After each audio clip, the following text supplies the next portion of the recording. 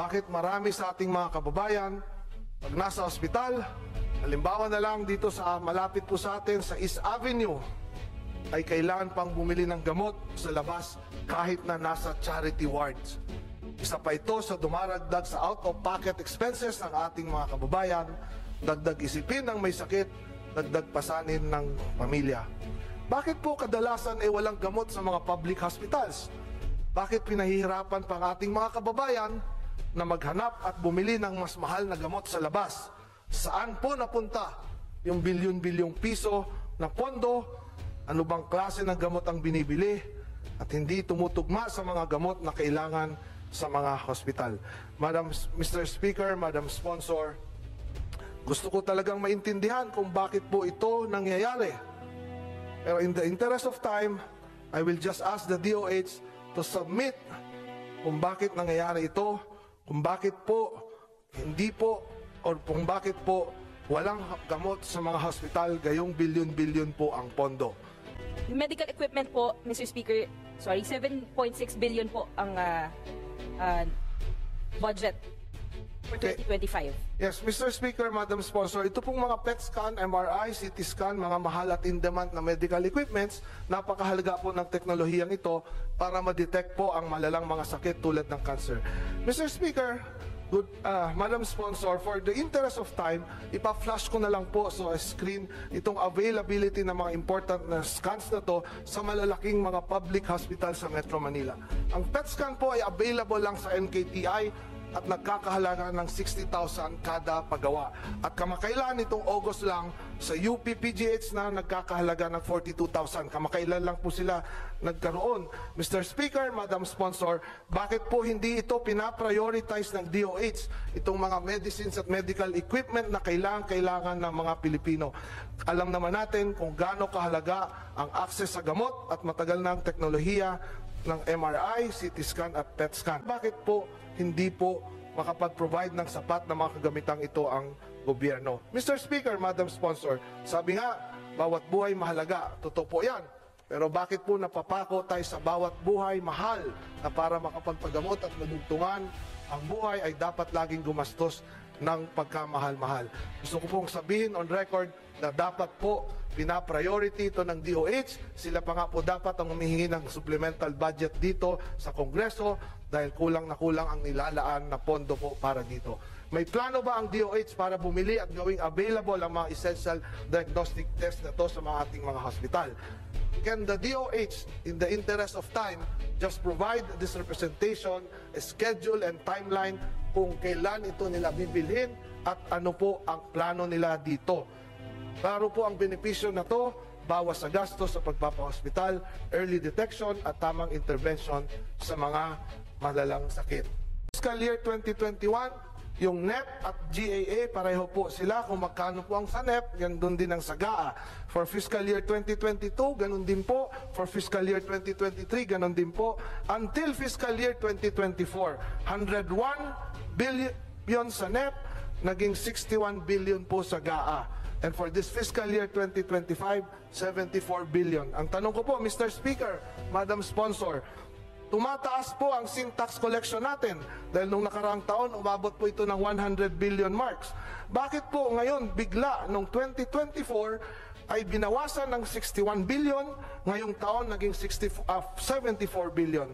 Tama po ba, Mr. Speaker, Madam Sponsor, ang figures na to? O marami po ba tayong mga kababayang nagbago na ang buhay, kaya bumaba na ang atin pong collection sa mga sin taxes? Mr. Speaker, from yung nakikita niyo pong figure 2021 onwards, no? Kaya po yan mataas. Marami din pong excess funds dyan. Kaya po, sa ngayon po, we are trying to, kumbaga tinatama na natin yung figures.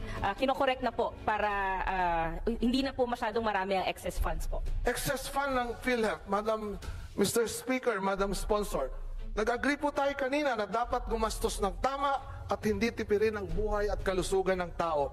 Bukod dyan, we must follow the law that this very August chamber passed and requires the executive without conditions such as excess fund or underspending o kung anumang dahilan yan na gastusin ang pondong ito para sa mga benepisyo ng mga Pilipino under the Universal Healthcare Law. Yan po ang posisyon ng representasyong ito.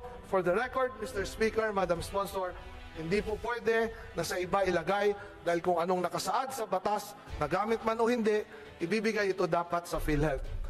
Ang tanong ko po, Mr. Speaker, Madam Sponsor, bakit po hirap na hirap itong Benefits Committee ng PhilHealth at DOH na itaas ang benepisyo ng PhilHealth at i-cover itong mga mahal na sakit na ito?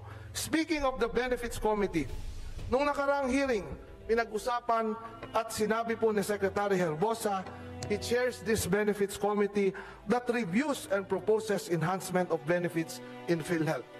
Nung nakaraang linggo, na-approve na po yung increase sa hemodialysis benefit package after our budget briefing last September 4. Ayon po sa report, under the guidance daw po ito ng ating Pangulo. Kailangan ba na under pa? Kailangan ba na ang Pangulo pa ang mag-utos nito? Kailangan ba na under the office of the President ang PhilHealth para mapabilis ang mga increase? Panahon na siguro, Mr. Speaker, Madam Sponsor, naisipin natin na ilipat na itong ahensyang ito, PhilHealth, at isailalim sa Office of the President kung ito lang ang magiging paraan para bumilis ang pagpapalawak ng mga benepisyo, mabawasan ang takot at pangamba ng ating mga kababayan sa pagkakasakit, mabawasan ang mga namamatay dahil po sa napakabagal ng paggalaw, napakarami nating mga kababayan ang hindi na po nagpapahospital. Nasa kamay na lang ba ng 13 taong ito ang buhay at kalusugan ng mahigit na 114 milyong Pilipino? Ano po ang gusto nilang gawin dito? Mr. Speaker, Madam Sponsor, nganga na lang ba tayo habang hinihintay kung kailan nila i-approve yung panawagan natin para sa mas maganda at ramdam na benepisyo mula sa PhilHealth? Mr. Speaker, Madam Sponsor, Diyos po ba? Diyos ba? Itong 13 taong ito na malamang ay nandito sa harap natin lang yun. Kung nandito po sila at kinakailangan na ako, Mr. Speaker, Madam Sponsor, ang magmakaawa para sa taong bayan, gagawin ko po ito. Maawa po kayo sa ating mga kababayan. Wala na ba tayong pakialam sa mga lumalala ang sakit, sa mga namamatay, sa mga nauulilang pamilya na biktima ng napakabagal na pagtugon ng gobyerno sa kulang-kulang at napakamahal na mga serbisyong pangkalusugan? Mr. Speaker, Madam Sponsor, bakit hindi man lang natin magawang mag-overtime para dito? Yung pong hinihingi nilang a little more patience.